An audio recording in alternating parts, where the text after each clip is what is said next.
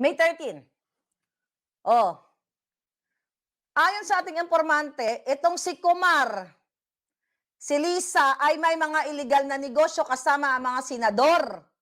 Kaya nga palangga, wala tayong aasahan sa senador at sa mga kongresista kasi halos kasabwat nila, nakita niyo yung mga naglabasan na picture.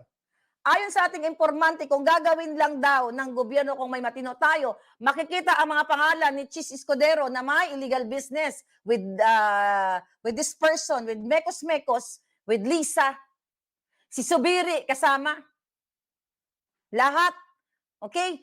Halos lahat ng minimit ni Kumar ay may mga negosyo silang Mekos Mekos. At ito daw ay deadly.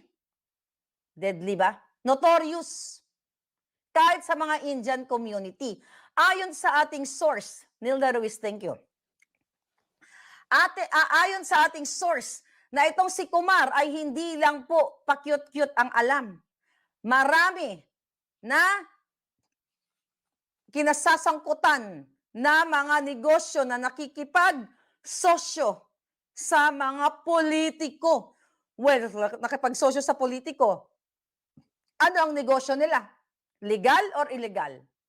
Kung kukunin lang ang tamang datos, tamang dokumento dito sa mga illegal na negosyo ni Lisa, sa mga senador, sa mga kongresista, ito ang mga hayop na to, ito ang mga sinungaling. Kaya sabi ko nga, kawawa talaga kayo kung hindi kayo kikilos. Dahil ang pinakasinungaling, ayan mismo si Marcos Jr. na nakikita mo ng bangag-bangag, ngiwi-ngiwi, pero nagpapaniwala pa ang iba sa inyo. Pero alam ko, konti na lang naman. Konting kembot na lang yan.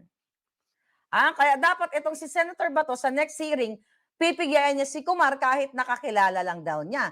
Pakita mo, Senator Bato, na hindi ikaw isa sa mga ka-business partner ni Kumar. Makikita naman ng taong bayan yan, the way you handle the question.